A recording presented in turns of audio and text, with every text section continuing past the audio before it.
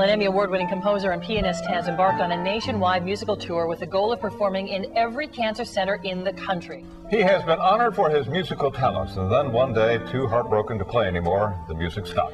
Now a famed pianist is back on the keys, hoping his melodies will soothe others suffering from the disease that killed his mother. After his mother died from cancer, Misha's music was silent, but now it's been revived and it's helping others heal.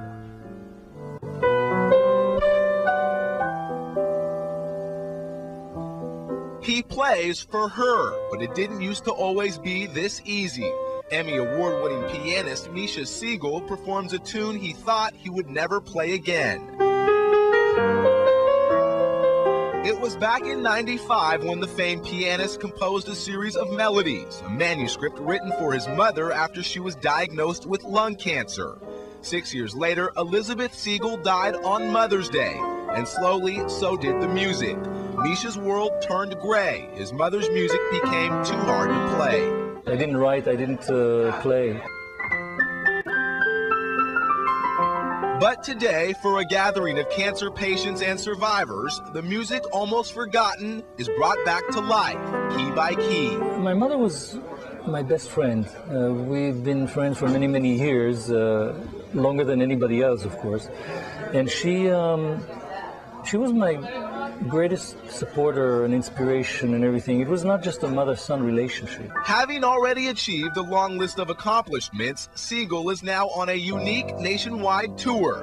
The music written for his mother will be played at cancer centers across the country.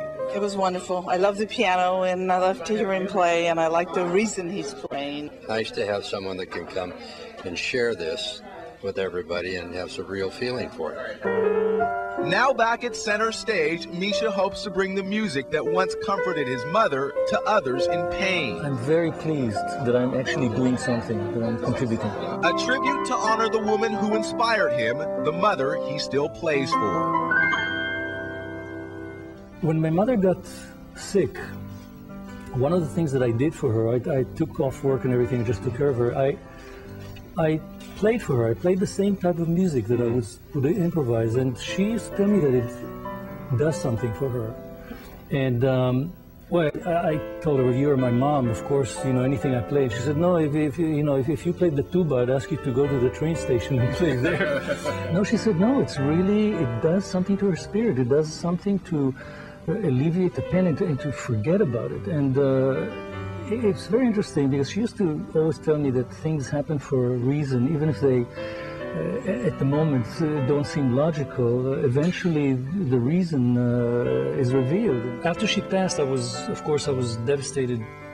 You know, for a year and a half, I just didn't do anything, and then I decided I had to do something with this music, and so I started going around the nation and playing for cancer patients everywhere. I mean, anywhere they called, you know, even if it was, you know, 2 patients, I would play for them. And lo and behold, I got the same responses from them, and so it became kind of a mission, you know, to bring basically beauty to unlikely places, which is the name of this tour, the name of this campaign that I'm on. And cancer is something that you always hear about, you always read about it, and it always happens to somebody else. But the truth is that cancer touches almost everybody, and living with a mother who had this disease is something you don't want to wish on your enemy. I was shocked to realize that lung cancer takes more than colon, prostate, and breast cancer combined.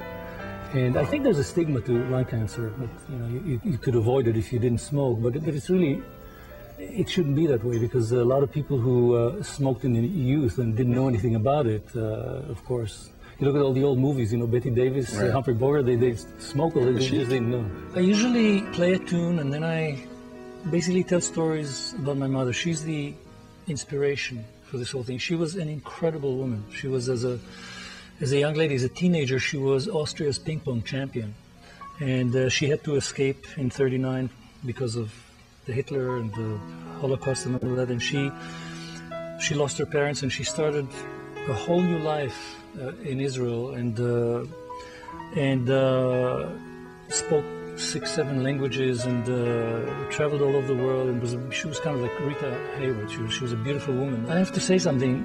This whole force that's pushing this thing forward, I almost don't feel that I have much to do with it. I feel that, you know, that my mother, and it's kind of, may sound hocus pocus to some people, but I really feel that her spirit was driving this whole thing. And I played it for her, and I said, you know,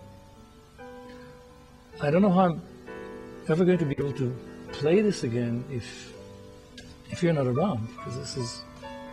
And she smiled and she said, "You'll play," you know. And she was right. You know, I played.